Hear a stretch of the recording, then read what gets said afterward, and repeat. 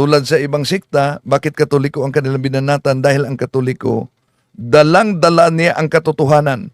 Ang simbahang Katoliko ay nanatili hanggang ngayon. Dahil ito'y naitatag sa ating Panginoon Jesucristo sa foundation sa bato. San Mateo Kapitulo 16-18, et ego dico quiato es Petros, et soperham Petram edificabo iglesiam iam. Ang kanyang iglesia ay nakatayo ibabaw sa bato. At ito'y hindi talaga magiba. Ito'y hindi talaga mawasak.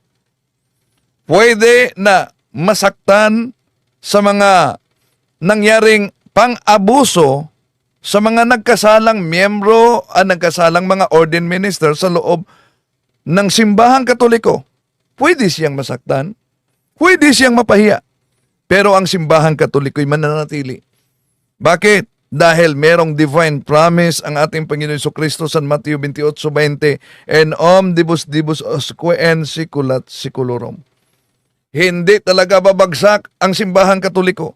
Dahil may hula na sa Daniel 2:44, sa araw ng mga haring iyon, ang Diyos sa langit magtatag ng kaharian. Kaharian na ang kanyang kapangyarihan ay di maagaw ni numan at di mawawasak.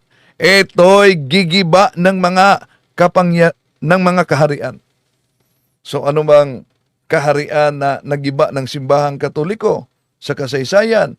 Malinaw yan. Ang kaharian ng mga pagano na noon ay umuusig sa simbahang Katoliko sa Europe before modern times by O'Brien, page 181. The principal reason why the Roman state tried to crush the church was a political one. The Roman government oppressed the people and ruled by force. Such a government cannot permit an organization like the Catholic Church to exist.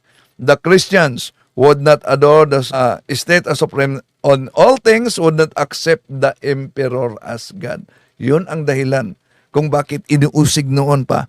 Pero ang dugo ng mga martyrs ay nagiging binhi ng ating pananampalataya.